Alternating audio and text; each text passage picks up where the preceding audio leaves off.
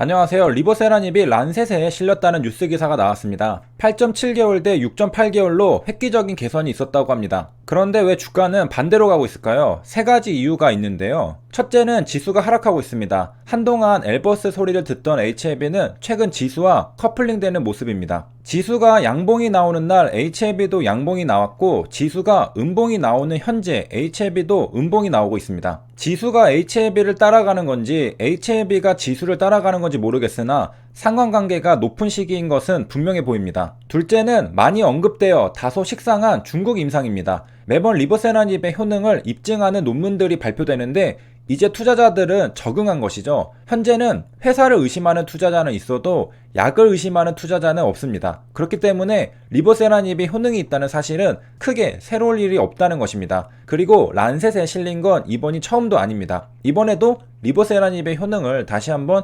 확인시켜줬지만 이미 몇 년 동안 너무나도 많이 확인시켜줬기 때문에 시큰둥하다고 볼 수 있습니다. 세 번째는 이번 영상에서 다룰 내용입니다. 뉴스에 나온 논문은 란셋 게스트로 앤 헤파토에 실린 내용과 똑같은데요. 뉴스 기사에는 약간의 하이프가 있다고 생각합니다. 약간 과장이라는 것이죠. 왜냐하면 란셋 자매질을 란셋인 것처럼 언급했기 때문입니다. 큰 틀에서 보면 란셋이 맞지만 작은 틀에서 보면 란셋 자매질입니다. 완전히 틀린 말은 아니지만 조금 틀린 말이죠. 더 란셋 홈페이지 메인입니다. 파란색이죠. 더 란셋 게스트로 앤 헤파토 홈페이지 메인입니다. 녹색입니다. 각각 다른 홈페이지를 갖고 있습니다. 란셋의 어바웃에 들어가 보면 1823년 10월 5일에 시작했다고 합니다. 반면에 란셋 자매지는 2016년 9월에 시작했다고 합니다. 역사의 기간이 다르죠. 그래서 HLB 주가는 아침에 란셋인 줄 알고 슈팅이 나왔다가 란셋 자매지인 것을 알고 다시 후진한 것으로 판단됩니다. 여기까지 요약하자면 HLB 주가가 란셋 뉴스 기사에 또 하락한 이유는 크게 세 가지인데요.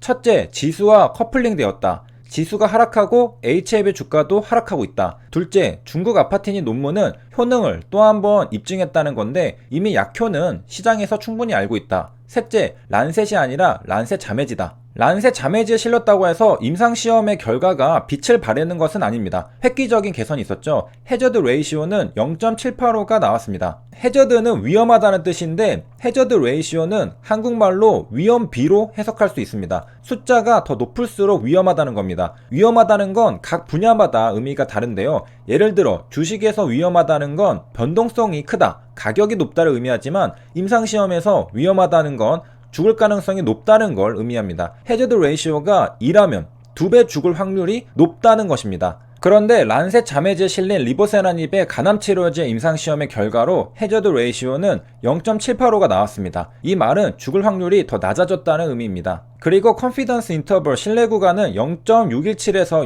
0.998 사이에 있습니다. 의미가 있는 결과라는 것이죠. 정리하자면 해저드 레이시오가 2라는 것은 치료를 받은 환자가 돌아가실 가능성이 2배라는 뜻입니다. 실험군이 대조군에 비해 돌아가실 가능성이 2배라는 뜻이죠. 아파티니 임상을 예로 들자면 아파티니 투여군이 플라시보 투여군에 비해 돌아가실 가능성이 2배라는 것이죠. 그리고 비교하려면 당연히 같은 기간 동안 비교합니다. 해저드 레이시오를 이해할 때 주의할 점은 해저드 레이트의 비율이 바로 해저드 레이시오라는 점입니다. 그러니까 해저드 레이시오가 2배라는 것은 대조군 사망자에 비해 실험군 사망자가 2배라는 뜻이 아닙니다. 그보다는 레이트, 비율이 2배라는 뜻이죠. 그러니까 해저드 레이시오는 실험군과 대조군의 사망자의 비율이 아니라 사망 비율의 비율이라고 이해하면 쉽습니다. 어떻게 보면 당연한데요. 실험군과 대조군의 사람 수가 다르잖아요. 2대1로 그룹을 나눴다고 하면 실험군의 환자 수가 2배 더 많습니다. 돌아가신 분들도 더 많겠죠. 그래서 사망자의 비율로 구하는 게 아니라 사망자 비율의 비율로 구하는 것이죠. 정리하면 해저드 레이트 위험률과 해저드 레이시오 위험비는 다릅니다. 실험군의 위험률을 대조군의 위험률로 나눈 값이 해저드 레이시오 위험비라는 것이죠. 그러니까 먼저 실험군과 대조군의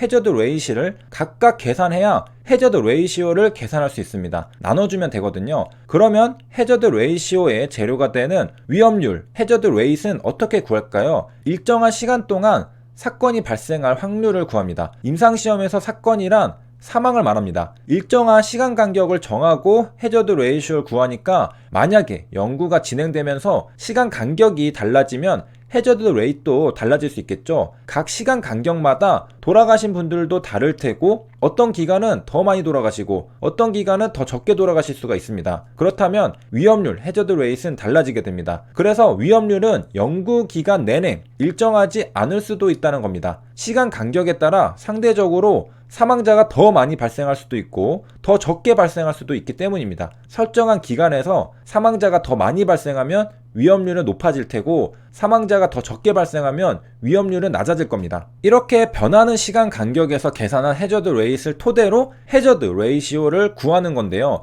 그래서 해저드 레이시오는 RR 비교 위험도와 OR 오지비와 다릅니다. 비교 위험도나 오지비는 연구가 종료된 시점에서 계산을 합니다. 연구가 종료된 시점에서 계산하니까 시간 간격에 따라 결과가 달라질 리도 없겠죠. 앱스트랙에는 생존 곡선이 나옵니다. 그리고 위험비가 제시되지 않는다 하더라도 생존 곡선으로부터 위험비를 추정할 수 있습니다. 생존 곡선도 위험비도 모두 하나의 데이터에서 나옵니다. 임상시험의 사망자 수의 로우 데이터에서 생존 곡선도 나오고 위험비도 나오죠. 임상연구에서 어떤 사건에 대한 두 군의 위험률이 얼마나 차이가 있는지를 알아보는 척도로 위험비를 많이 사용합니다. 상대적으로 얼마나 높은지 낮은지 알기 위해서는 비율을 사용합니다. 그래서 실험군의 위험률, 해저드 레이스를 대조군의 위험률, 해저드 레이스로 나눠보는 겁니다. 비율을 보기 위해서죠. 1보다 크면 위험률이 더 큰 것이고 1보다 작으면 위험률이 더 작은 것입니다. 위험률의 비교를 분수로 한 번에 나타내는 게 위험비고요. 아파티니 투여군의 해저드 레이시